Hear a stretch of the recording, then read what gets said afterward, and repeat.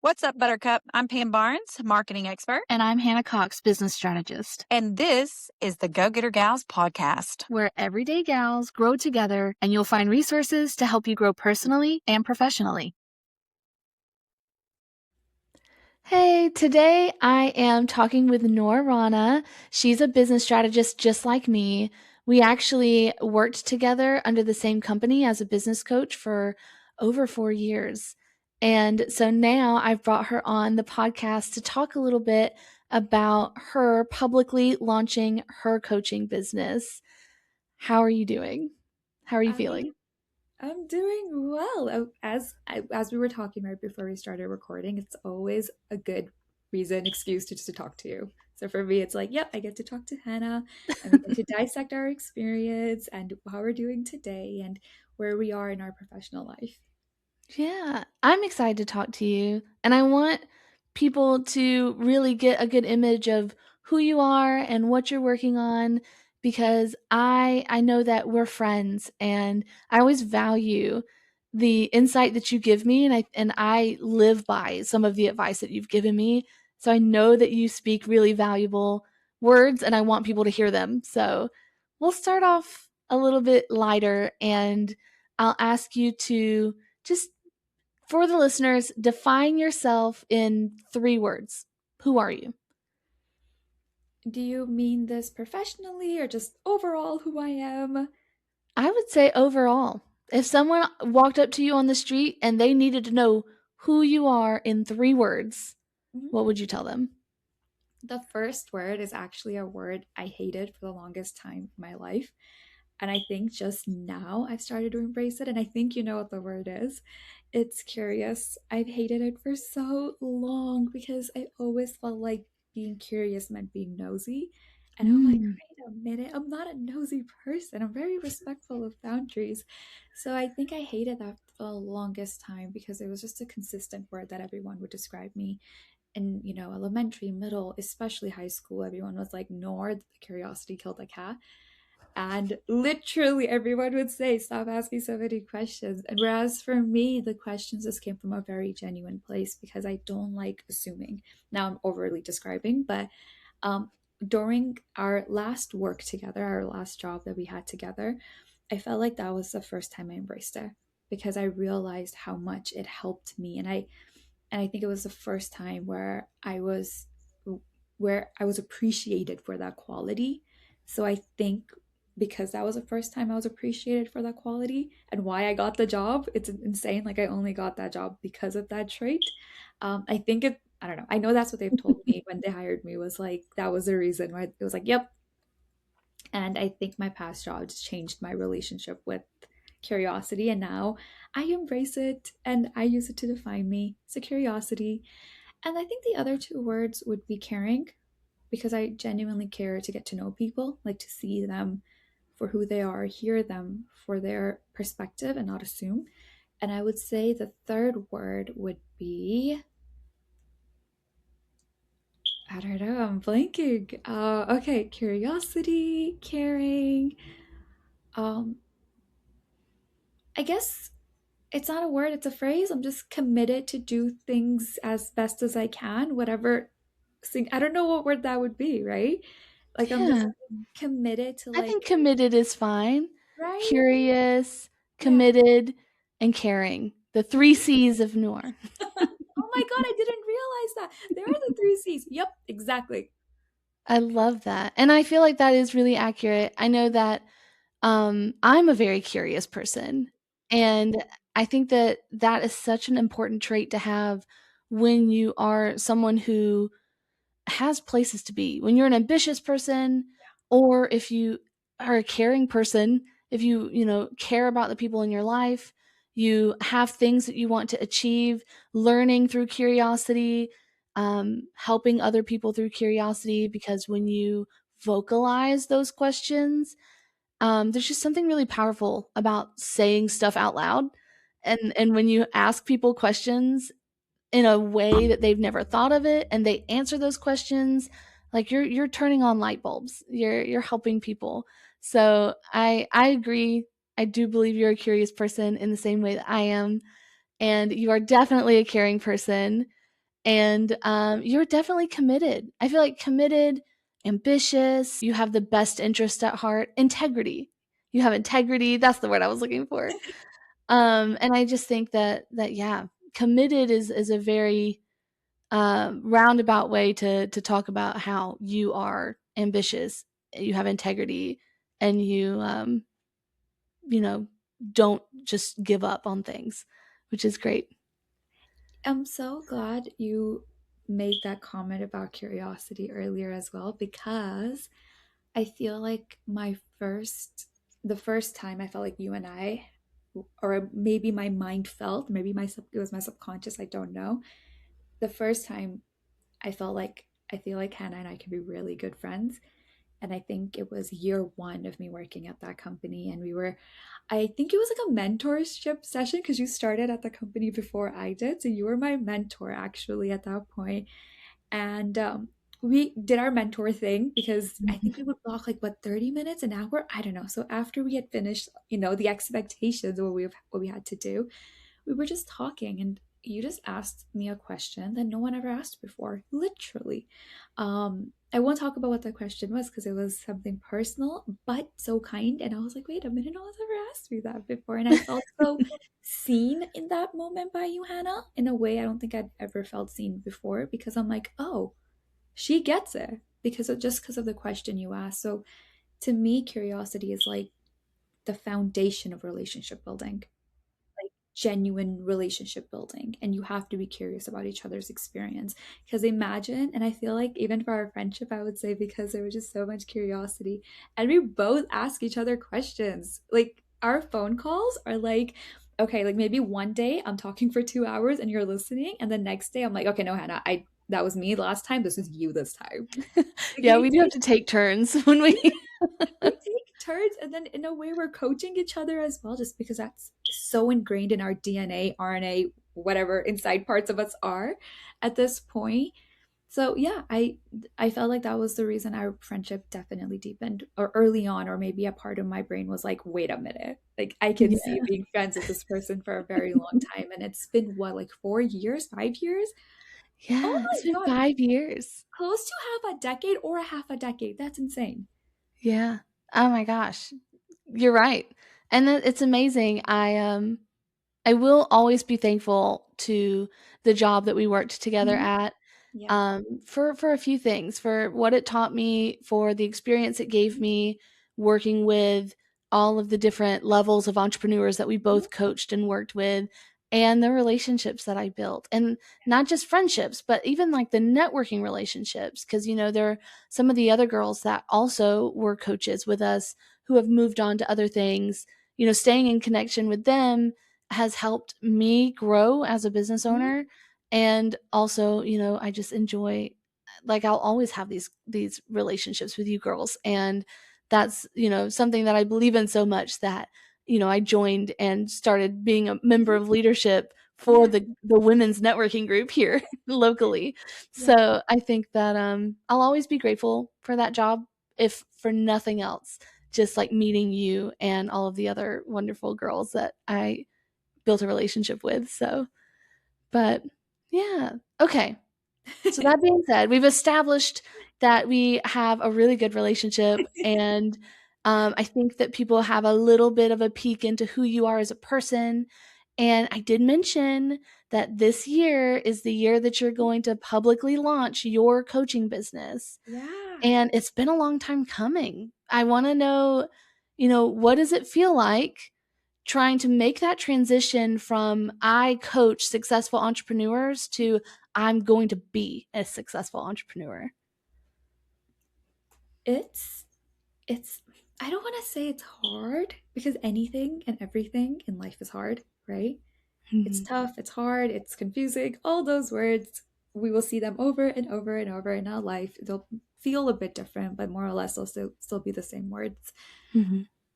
I feel the biggest transition was, it took me a long time coming, because one, I think I'll just be really honest, a part of it just felt uncomfortable, because when you work at a company as a coach, you kind of feel like, wait a minute, I'm doing my own thing. Like there's discomfort there, right? And I think Mhm. that's true for anyone. Like maybe if you work at a company and now you have a company that's, with the same target audience, with the same product, but done differently, you may feel like, ooh, I'm being a competitor to my company, and that's uncomfortable. So Mhm. I guess the reason it took me a long time coming, that was one of the reasons. Second, I will just say it because imposter syndrome doesn't go ever. Um, and I'm also glad because you're part of that journey. So like my performance. You know how I did there as a coach. So Mhm. it's not just me talking about how well or not well, whatever, however I did. It's like you've been there, you saw.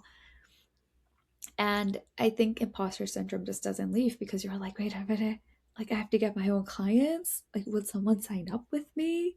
Right? Mhm. And also you want to give them the most genuine, honest value. I think that was like my number one question. Like, how do I give the most integrable? I don't even know if that's the right word to describe the value. Something that's just super meaningful. And I think Yeah. to me, not till I had that in my head, I didn't feel comfortable launching. And I know for so many people, it could look like procrastination. And I get it. I'm not denying it. It is a form of procrastination. Of course it is. Any delay is procrastination. But I think it's important to ask yourself why the procrastination, not judge yourself for the procrastination, because judging will just prolong it. Because it's the truth.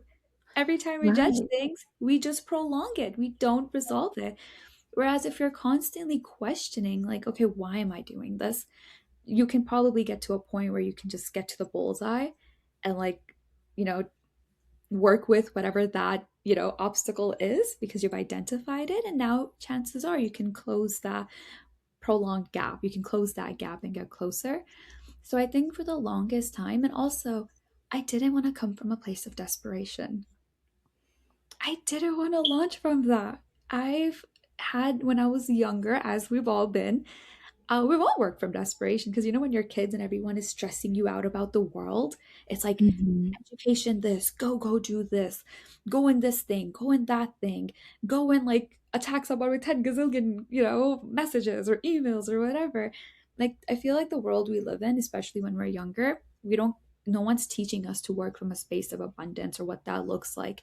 Everybody is pushing us to work from a space of scarcity, from desperation. Like if you don't do it, the opportunities are going to go away. If you don't Mhm. start now, someone else is going to beat you.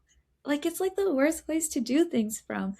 And I think in my life, one of the biggest lessons I've learned is the value of doing things from a space of abundance and not desperation and scarcity, because you're not going to enjoy that experience and you're going to be stuck in a cage of your making because you've set up a business just like, for the sake of, and desperation.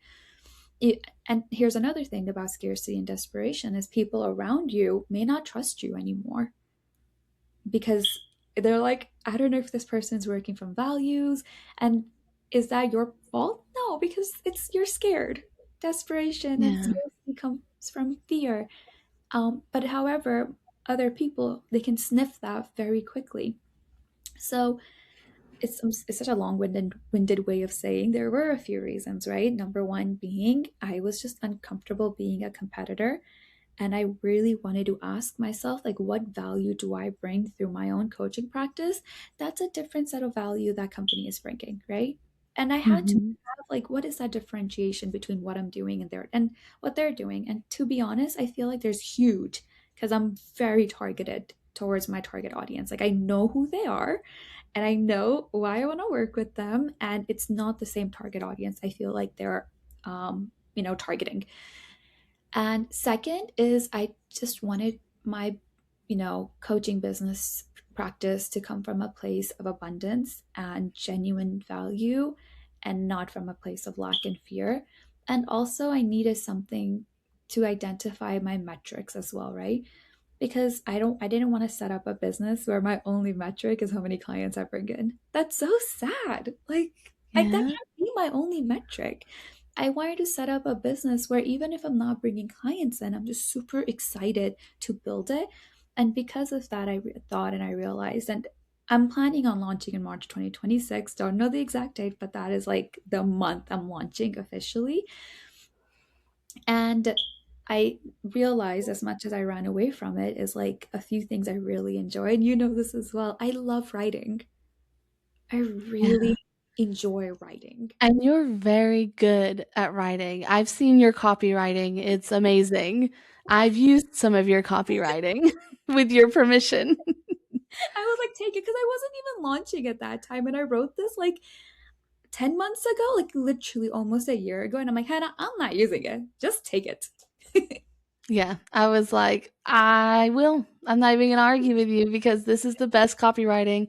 I could not have done it better. AI could not have done it better. This was, like, perfectly written."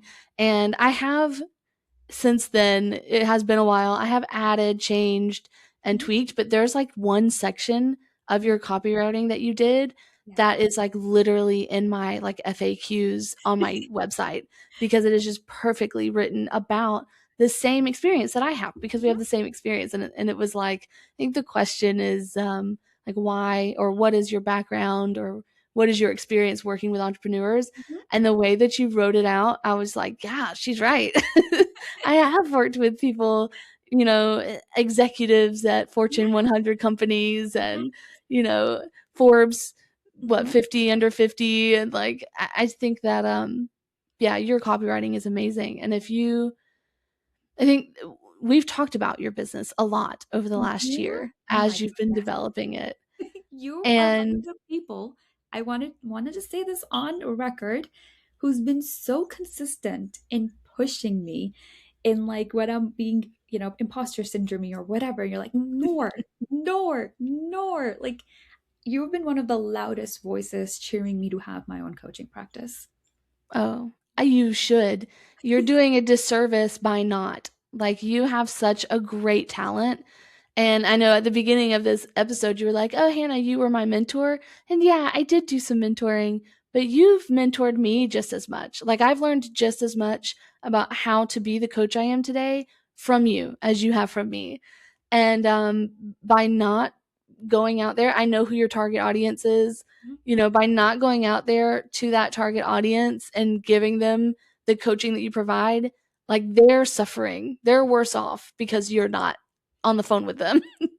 So I will be your biggest cheerleader and I will be loud because I know, we've talked about your business a lot and I know that you have something unique from our previous employer that you could be providing to a very specific niche. Mhm. And like, I'm really excited for you. I didn't realize it was going to be in March. I'm really excited.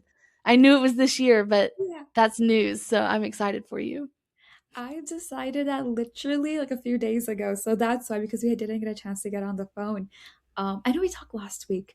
Um, yeah, because I was like, I just have to do it. Like, it's just so important for me because I enjoy talking about business so much. Like, it's something like entrepreneurship is just something I can talk about forever. I can write Same. about it forever. Well, let me ask you because you were talking about the obstacles that you faced, internally, Mhm. imposter syndrome and just like the fear. And I want to know, were there any external obstacles that you have successfully navigated or are still navigating right now as you prepare to launch your business? Of course. By external, what do you mean exactly? I'm just curious. So, when I say internal, I'm thinking about like the emotion and the mental things around like, am I good enough? Do I Yeah. have to worry about being a competitor to the previous company that I worked for? But like external would be developing processes. Should I or should I Mm. not? Mhm. Or getting leads and finding, where you're going to be marketing yourself. How are you going to be marketing yourself? Those types of external obstacles, or I mean, obstacle might be the wrong thing. It's just the checklist of things you have to do to start a business, but it feels like an obstacle because, you have to navigate it. You have to get through or over or around that in order to actually launch your business. 1,000%. I am so glad you asked me this, Hannah. And I am, oh goodness, I feel like I'm a living bowl of contradiction. because it's because, and you know why, you may laugh. It's because I believe in having a very lean business. I Mhm. don't like having big overhead charges, even if it's $10. I'm like, no, I'd rather pay that in taxes because Mhm. taxes add up, right? So I'm like, if it's like a $10 monthly fee for like a service, that's $120 that can go to taxes because I have to pay that. I don't have a choice. So when it comes to me having or setting up the systems for my coaching and to be, and also to give perspective as well, because people may be a bit confused when I say, oh, I'm launching next month, but my systems, I do have a client. So I have developed systems that people can come right into. So it's not like I haven't developed them yet. I have. And I am extremely like lean. I don't like having a big overhead charge. I just don't. I just think all businesses, I think when people start any business, coaching business, any business, they're thinking website, they're thinking this, they're thinking, the more overhead charges I have, the more professional I look and more trust I build. Which I get, right? Because I think we associate things that look really nice with trust. And maybe that's true because people like flashy things, so humans are attracted to that. I get that. But part of me is like, no. I know like the cost of me saying no to it. Or maybe I guess a part of me is waiting till I have more revenue, right? Maybe my thing can look so good and maybe my revenue is like, oh my goodness, this is such a big number, but like 100K a month, right? Just because I wanted to Mhm. give an obnoxiously big number. If that was the case, I wouldn't mind spending that $10 a month. I'm like, cool, amazing, that's great. But that's not the case. And I'm just Right. starting out, and I just don't think it's important, it's needed. So then you ask yourself the question of how do you build trust? Because I'm not doing that through fancy tech or I'm not doing that through fancy systems. And I guess I'll tell you like the way my entire system even looks like right now is I use Zelle, which can make people think scam. It's not a scam because every time I bill my client, I tell him that, hey, we've had our 4 calls. I'm billing you. I don't want this to be a surprise. I tell him Right. every time, and that also is a big no-no, like within sales and marketing or anything that has to do with revenue building, because someone with a lot of experience will always say, like, when you remind them, then they are at a choice when they can say, no, Nor, don't bill me. I want to cancel their services. The reason I share this is I'm aware that that is what's happening. But for me, I'm a huge believer that all my clients work extremely hard for the money they have. Mhm. They work really hard. They have families, they have a life outside. And every time they work with me and they pay me, it's trust. And also because they're getting the value from us working together. And second, I don't want people to have surprise payments. Third, if my client is going on vacation, I am not going to bill him for those weeks. I'm sorry, I just can't. It feels icky in my soul to bill someone for going on vacation and saying, hey, I'll just do an email check in or I'll just, no, let them be disconnected from everything, including me for those few weeks. And those are just my personal values. Like they've just always been my personal values. So yes, I use Zelle and in a way that looks scammerish, but it's better than having an automated system where people's billing is just going every single month, whether they're using those services or not. So I Mhm. guess I'm okay with it, and I'm okay if someone kind of feels uncomfortable by it because I can explain the why behind it, and I feel like I sort of did it right now. Maybe it's also my way of telling anyone who's building a business it's okay. Zelle's not bad. It's really not. I feel that. I feel like you're demonstrating how okay it is to do things differently. So, because I don't do that, and there's nothing wrong with how I do it, there's nothing wrong with how you do it, but, I feel like, the norm for the coaching industry is to prepay for your service. You pay and then you get your calls and you use them or lose them because you're not paying for the calls, you're paying for the calendar space and the attention. And I think that that's fine, but I really appreciate that you show up and say, "Well, I am approaching this from, like, a personal values standpoint. I they pay after they've gotten the service. So I, do 4 calls and then I charge them. And that's why I don't do automatic billing, and I do think that while it might be slower to grow your business, Mhm. I think that that's a really amazing way to get like for life clients. These are people who will have Mhm. immediate trust in you Yeah. because of the integrity that you're showing up front and explaining. And I think that, it does, there's that balance. There's give and take. Mhm. There's, you lose some, but you also get some too, just because of how you're approaching it. And I think that it takes a lot of courage to bet Mhm. on yourself in that way and Yeah. say, I don't need a website. Here's a Google Doc. I don't I don't need Stripe payment Yeah. processor. Here's my Zelle, you know? And, I think that I love that you describe that because I think that a lot of people do wait to start a business because they feel like they need all of these things that other businesses have.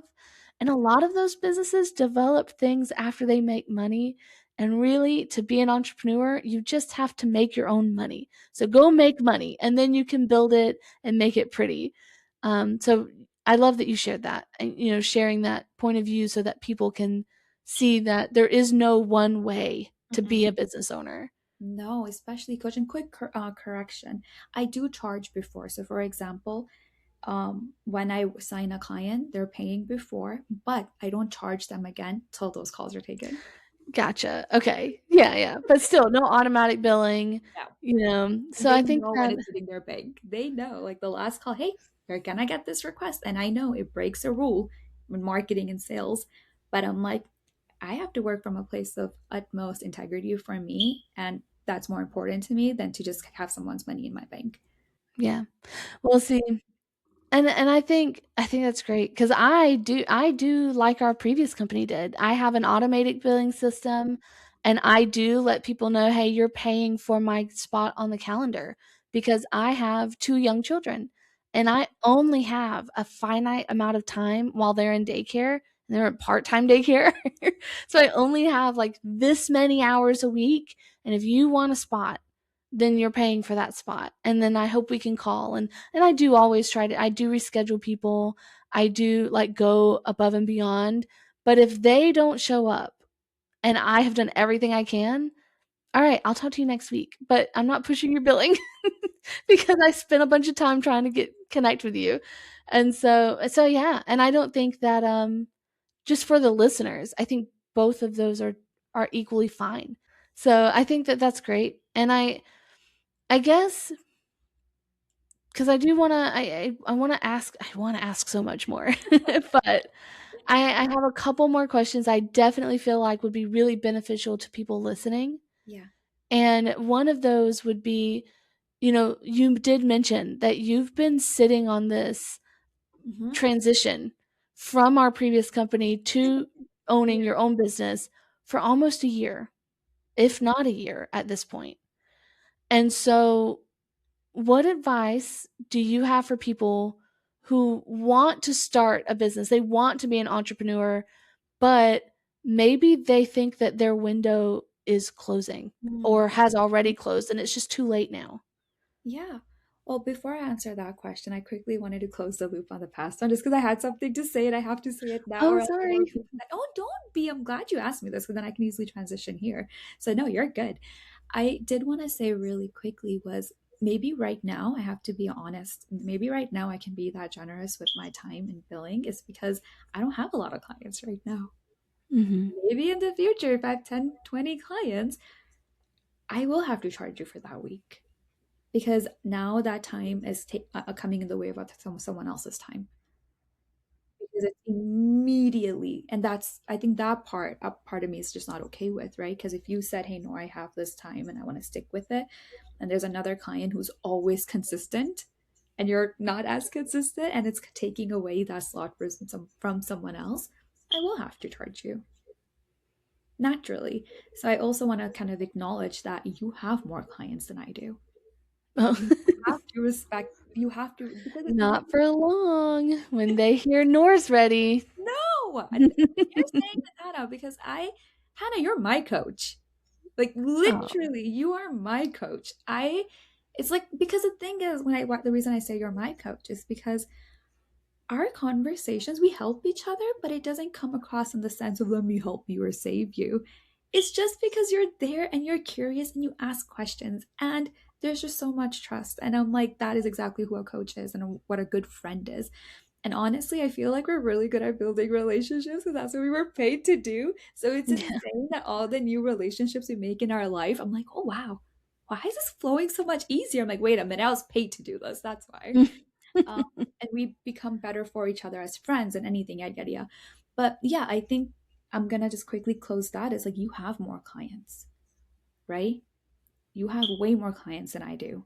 I have one client at the moment just because I kept it very, very low key and didn't tell anyone about it. But for me, it also depends. Like, for example, if my client tells me a week before that, hey, no, I'm not going to take that call, I'm not going to charge them for that week. But if it's like Right. in the moment, they don't come and they don't reschedule, I have to because I've protected that time and I ran after you. And the stress of like, I need to make up this call is too much, Yeah. right? The stress of it, where is it going to fit? It's Thursday. I'm taking Friday off. How do I get this client in? So I do want to kind of make it very clear. Yes, I am generous, but I also have that space to be generous because generosity is also a privilege in that sense, like how much time you have, how much resources you have that you can be generous with. Whereas if I have more clients, I have to be regimented because that's the only way I can have like a proper business with clients naturally. Hey gals, if you love what you're hearing and you want to get more involved, because trust me, I love Go Getter Gals. I'm obsessed with it. If you love this podcast as much as we do, all you have to do is go on our Facebook, Instagram, or YouTube, and we're under Go-Getter Gals.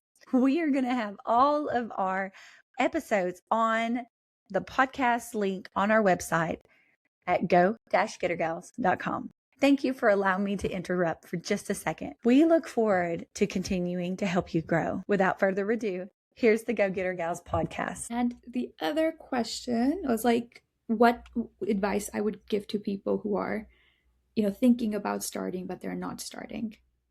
Yeah. So, I brought up this question because you have a larger gap between the job that relates to coaching that we had and you, because you do work. I'm not saying that you've been, but like the job related to coaching and starting a coaching business. Um, with a gap that large, sometimes people might feel like, oh no, the window's closing. I'm running out of time. I missed my chance. No Mm-hmm. one's going to remember who I am. This gap year, this is a big deal. Or maybe, for other reasons, maybe people are feeling like they're too old to Yeah. start a business, Mm-hmm. or maybe they're too young to start a business, or Mm-hmm. whatever reason they have. They don't have the right education or whatever. What advice would you have for people who feel like they want to be an entrepreneur, but maybe they think it's too late or it's not the right time? So much. It's not even an advice at this point. I feel like I would like write a blog or like a book because there's so many things I have to say. And I also want you to chime in as well. Like I feel like your perspective is so valuable because you had to work through that in a shorter time span than I did. I had a year to get to that place. You had maybe a few weeks, maybe. Then you had to make that jump in a short amount of time where I know for a fact you felt very similarly to how someone maybe may have felt if they had a whole year or maybe more and you had to work through that fear, whatever those obstacles were immediately. And that takes a Mhm. lot of courage and strength. So I also want to hear your perspective on that. Um, and as for me, I think here's the one thing I believe about business. Business is a muscle. It doesn't matter where you're starting from. It's I can't build scarcity and be like, oh, there's a type of person who does business. No, there isn't. Business is truly a muscle, just like working out, just like eating healthy. You're training your brain. You're training your brain to repeat a set of behaviors that get you to a place where you reach your goals, whatever they are. So it's like if I want to have a certain type of body, I'm going to go and work out XYZ amount of time and I'm going to iterate my workout based off of the kind of body I want, right? And eventually, if I'm consistent enough, incremental enough, and kind to myself in that journey, I'll get to that body. And that self-kindness piece is extremely important. And the one thing I feel like we don't talk about because we believe discipline is the biggest thing. I disagree with that. I do, because discipline is just a result. Mhm. In the moment, you need to be kind to yourself to get yourself to get up. maybe it works for people to be mean to their own self, maybe because when they were kids, they noticed that brute force was the way they did things, because that's maybe parent guardian was like, if you don't get up, you're not going to get dinner, or if you won't get dessert or whatever. And humans are just so wired to respond to a negative consequence that maybe we think we need that tough, discipline to get things going in our life. That doesn't work with me. It just doesn't. It will never. And I don't work like that with my clients. And I even tell them, I'm like, if you want me to be here and verbally spank you, I'm not going to do it. Because all I'm doing is continuing a cognitive pattern that you've picked up since childhood. I'm not making you a brave person, even though you think you're being brave. So, oh my God, I'm such a yapper. Okay, I'm gonna try ending this point really quickly. So I think it's important to me, like once again, it goes back to the values of coaching. I'm like, no, I believe, and if you need to come from a place where you know why you're doing what you're doing, you just do. And that goes back to like the main question of like, how can they get through that hump, right? So the first thing is it's a muscle. If you're committed to it, you have to show up consistently. That's it. If it's 30 minutes a day, good. Show up for 30 minutes, even 15 minutes. Just talk to ChatGPT. I promise you, they'll get you excited. If that is it, all you do, because the longer gaps you have between the idea you want to pursue and execution, the longer it's going to take you. And if anything, it will lose its pull. So even if the only thing you do today to start a business is talk to chat, go for it. Talk to chat. Pick up the phone, talk to a friend. And be careful the way you talk about it, because you want to talk about it from a place where you're brainstorming the idea and not from a place of like, oh my God, we need to talk about the 5 stages of business in the future. We just, I feel like you can't go into it love goggles and be like, oh my God, the idea is accomplished. No, you have to talk about it. How am I going to take steps? Have that conversation. So I want to be careful. Like when you talk to chat or people, talk about steps. Don't just talk about how romantic this idea is and how successful it's going to make you and how it's like how, you've, discovered a diamond or whatever. Like, don't do that. Talk about actual actions you're going to take. That's way more of a productive conversation to have than just to like, I don't know, love bomb your idea. And that's number one. And second, as for the age thing, or young or old, here's what I believe, and I'm going to talk about social media here, because when we were at our past job, we worked with a lot of creators as well. Like we worked with people with multi-million followings on YouTube and Instagram and TikTok. Literally, I had multiple clients, I know you did as well, with multi-million dollar. Yeah, they were making multi-million as well, but multi-million following. Is today somebody at the age of 60, 70, or 10 is going to start a YouTube channel, a TikTok channel, and in a few years, or TikTok account, and in a few years, they're going to have 1 million followers, subscribers. They just are. That's going to happen regardless of you feeling that imposter syndrome, regardless of you feeling behind. You're going to see someone your age, your demographic, whatever it is, be successful in a few years just because they showed up and they were consistent. Another thing is maybe the reason you're having a hard time getting started is because you don't know who your target audience is. You don't know what you're solving for.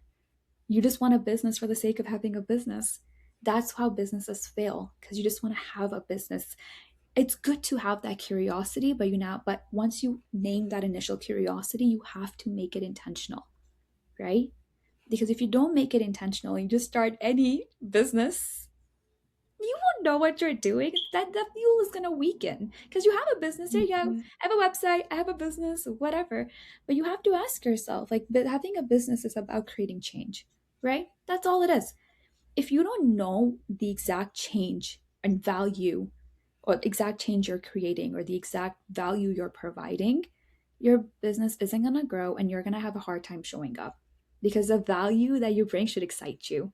Like that is what should excite you, not the money. Money gets boring very quickly. It just does. I've learned that from experience. Maybe it's exciting the first time someone signs up, but eventually, if you hate what you've built, you will resent that money.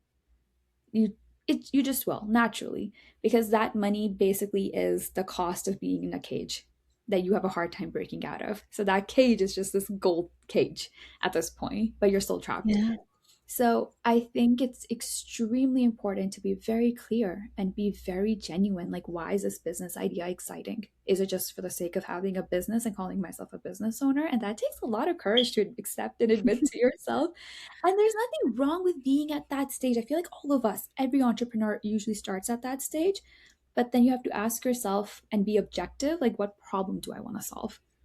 Through coaching, through a product, who's my target audience who's going to get the most benefit from XYZ problem I've solved? And how do I give them that value in a way that is digestible? And I think the best example I can give is social media, right? Pick any social, let's just pick YouTube, right? YouTube is, the way I see YouTube is that it gives knowledge to people so they can start doing things immediately and they're not as disconnected, right? If I want to, I think that's how YouTube started initially before the content creation and influencer wave took over. People would go to YouTube like, how to do this or how to do that. And then the influencer economy exploded after, like, I think a few people started posting that type of content. So I think it's important. I'm just rambling right now, but clarity on business, it's a muscle. It's just your choice if you want to grow it or not. Age doesn't matter. It doesn't. I know you think it does. And I know you may be comparing yourself to that 20-year-old with $1 million. I know it may feel like I'm so behind compared to that person, but it's so important to know, like, that's where your value comes in. You need to know your individual value because that 20-year-old doesn't bring that. And also, that 20-year-old having that success doesn't mean they're happier or they're better or they're anything. It just means that's their individual life. And this is your individual life. And markers of success could be so much more than, business success. And that's why I think, Hannah, I told you even earlier, is like when I with my business, it was important to me to define how am I successful apart from like my client metrics and my revenue metrics. Because if that's the only metrics you have, it's going to be a hard time showing up for your business because you don't know what truly drives you internally. So you need to have like an internal metric as well that excites you to show up, not just the external metrics of how much money you're bringing and how many people are signing up and what your testimonials are saying about you. Okay, that was such a long-winded way of answering that question. I hope it was helpful. It was very helpful. And so, yeah, I think that that's great. And again, the reason, because you did bring up the difference between my situation and your situation, was that you had that longer period of time before launching. And I actually approached becoming an entrepreneur from a scarcity mindset because of the shift in, like the business was going in a different direction and I didn't fit into that direction anymore. And so I was left to figure it out on my own. What's next? Do I go get a job or do I start a business? And with my specific financial situation, I just didn't feel like I had any time or any other option than to just start making money. And I was able to like launch my business in less than 2 weeks just because I had to. And of course, I have cleaned it up. I've made it look better. I've changed how I market myself. I've done all of these things. I've marketed myself. I've done word of mouth. And of course, now I have a successful business that I'm really happy with. Yeah. But the reason I asked that question to you specifically was just because I do think that it is so much more common that people find themselves dreaming of being an entrepreneur for so long that they forget that it doesn't have to be a dream, that they could just do it. And so I'm glad that you shared your experience. We're gonna end the episode here with a question that we ask everybody. And it's a two-parter. So first part, I want you to define what legacy means to you. What do you mean by legacy? What is your definition of legacy? However you define it. There's no wrong answer. How do you define legacy? This is not a good answer by any means, but it's an honest one. I don't define it. It's just not a word I associate myself with. I feel like the reason that is, right, is because I feel like it's something that would stress me out. And also the truth be told, I can leave. I just don't think I have that much control over the legacy I leave because the legacy I leave is determined by everyone else. It's just the truth. right? Because when Okay. I'm dead, everyone else gets to define that legacy. And what hurts is if I want to live a certain legacy, leave a certain legacy, which I don't. I really don't. I don't care for it. And maybe that's why I have such a hard time defining it, because I just don't care for it. I'm like, well, Yeah. when I'm dead, you're going to say whatever you want about me anyway, so go for it. For me, the most important thing is to live in accordance and in alignment with my values for myself. I don't live Mhm. a certain way for others, right? I don't live to be like, hey, be like me. No, I have a lot of flaws. I work with them. I try to like heal and like course correct. So I guess I just don't want to take, like, for me, when I hear the word legacy, I immediately think responsibility, and that terrifies me because then I feel like I'm not as liberated because I'm like, oh my God, I gotta like, yeah. So because of that, it's just not a word I choose. I feel like the only aspect of, to answer that question clearly or from a different angle is like, I don't know if it's legacy or not, but I just want to make sure that I take care of my loved ones. For me, that's it. That's not for the world. That's the only thing that matters, is like, did I, the individuals who were tied to me by blood, individuals Mm. who are my good friends, I just want to take care of those relationships. I think that is the most important thing. um, but I like, love that. I will say that the second part of that question was like, what is the legacy you want to leave? yeah. And I hear you when you say that you don't really have a control. By your Mhm. definition, there's no control over what legacy you leave. But what would you hope that people say about you? I like that question a lot better because I'm like, cool. I think the responsibility part of it is fully out. Yeah, I don't know. Too much responsibility in that sense just terrifies me. But I can take responsibility for my business, just not in people's views. Um, I think, What would you hope, though, that the people left behind, yeah, when they remember Noor, what do you hope that they're remembering about you? maybe someone who is genuine. I think that's just what matters the most to me, is just someone, when they meet me, they know I was a genuine person and there wasn't any motive behind my friendship or the way I show up. Because I think the one thing I'll share here really quickly is, growing up, maybe it's something us girls hear way more than men, I don't know. It's like, be more tough. You're so sensitive. You're so, maybe guys hear it too, and guys hear it from a different way. But it's like we're always told like girls are so sensitive, so sensitive, so sensitive, which annoys me because I think all humans are sensitive, and I think my sensitivity is a strength, and I feel like that is what makes me the coach I am. Is because you're able to hear things, you're able to see things, you're able to have the courage to ask things because you know what someone is feeling. So that sensitivity Mhm. as a coach is a huge gift. But I think for me, I was always told to just toughen up, and I refuse to do that because I think I am very tough. It takes strength to show up in a world that's not the kindest and to be kind. And also, I understand that people may not trust that kindness. I've been told so many times, Hannah, growing up. It's so funny. It makes me really laugh. It's like Barbie would be like a way somebody would define me, because they would be like, you're like, you come across as so nice and no one trusts us that. And I'm like, but that's me. I promise you. People can be kind without having any other motive. So I Right. guess because of that, it's extremely important to me that if someone was to remember me for anything, it's just being genuine and honest. And yeah, whether you And feel good, curious and caring and committed. I hope so. But I think for me, genuine just takes the cake, because Yeah. it's like the, yeah, because you were brave enough to be genuine. Mhm. So then, well, this is it. Is there anything that you wanna share with our listeners on how to connect with you?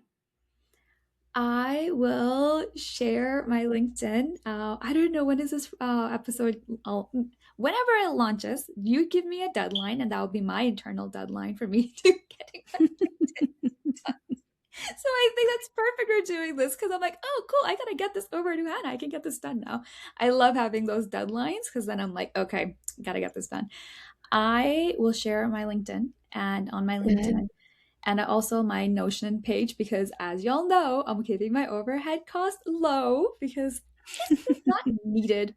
And my LinkedIn is going to predominantly focus on thought leadership and a lot of writing. Like that's the part that I think I'm going to just explore a lot through LinkedIn. And my Notion page will have my services, and there'll be a phone number that you can contact me on, and an email. So yeah, that will be it. Good. Well, then I will make sure that we add it to the show notes for everyone.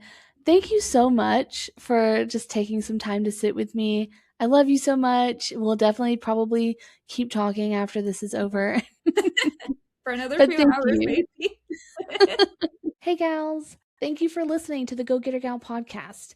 All of the information for this episode can be found in the show notes. Make sure that you go and like and follow us on Facebook and Instagram, as well as subscribe to us on YouTube. And to find the latest episodes of the Go Getter Gal podcast, you can visit our website at go-gettergals.com. See you next time.